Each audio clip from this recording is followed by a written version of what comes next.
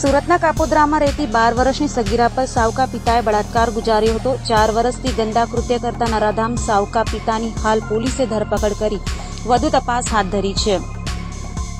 કાપોદ્રામાં ભાડેના મકાનમાં રહેતી 12 વર્ષની સગીરા પર સાવકા પિતાએ રેપ કર્યો છે। સગીરા ઘરેથી બહેનપણીને ત્યાં ચાલી ગઈ હતી। આથી માતાએ આ બાબતે પૂછ્યું ત્યારે સાવકા પિતાની ગંદી હરકતોની પોલ ખુલ્લી પડી હતી। કાપોદ્રા પોલીસે સાવકા પિતા રાજુ યાદવની સામે રેપ અને પોક્સો એક્ટ હેઠળ ગુનો નોંધી તેની ધરપકડ કરી હતી।